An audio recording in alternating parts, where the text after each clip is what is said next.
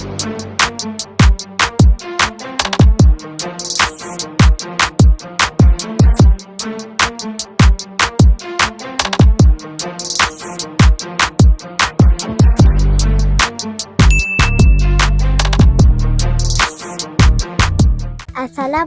dan hai semua.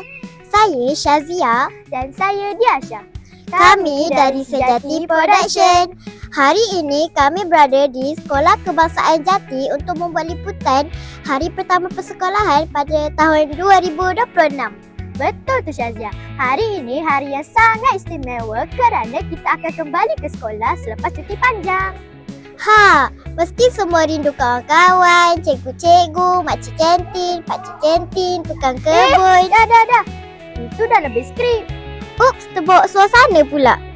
Okeylah, jom kita tengok suasana pada pagi ini. Jom.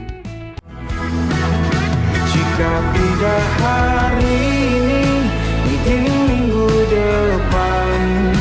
Jika tidak minggu ini, mungkin bulan depan. Jika tidak bulan ini, mungkin tahun depan. Segala harapan akan datang. Assalamualaikum Encik. Boleh Encik perkenalkan diri? Waalaikumsalam. Nama saya Rais dan ini isteri saya. Okey. Anak saya baru hari pertama bersekolah di sini hari ini. Apa perasaan Encik menghantar Encik ke sekolah pertama hari sekolah hari ini? Okey, baik. Perasaan saya dan isteri sangat-sangat teruja sebab ini adalah kali pertama saya menghantar anak ke sekolah Jati dan saya berharap dan memberi harapan penuh kepada guru-guru dan semua pelajar-pelajar kat sini supaya dapat membantu anak saya supaya dia menjadi lebih baik dan berdaya saing. Okey, terima kasih Encik. Sama-sama.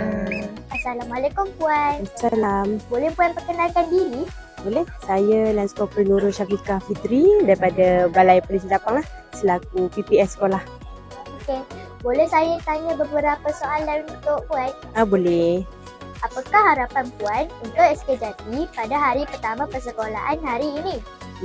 Saya berharap agar semua murid-murid yang melangkah hari ini datang sekolah dengan penuh semangat lah, dengan penuh keyakinan diri dan juga semangat untuk timbul ilmu lah.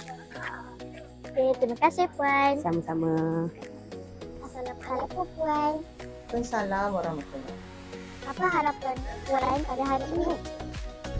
Pada hari pertama persekolahan ini, cikgu berharap semua pelajar datang dengan semangat baru dan kita akan teruskan perjuangan sebagai murid di SK Jati mencipta semua kejayaan yang gemilang. Terima kasih. Terima Puan.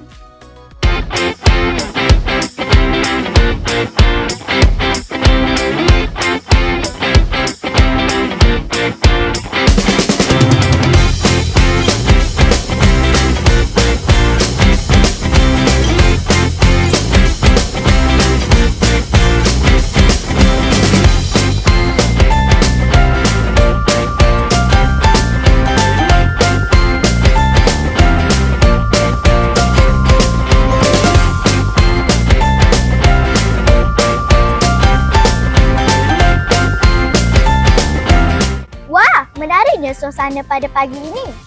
Dan tanya kepada kawan-kawan dan guru-guru kerana dapat hadiri ke sekolah dengan penuh gembira dan bersemangat.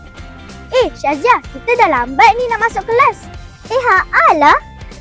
Kami, kru Sejati Production, kembali ke studio.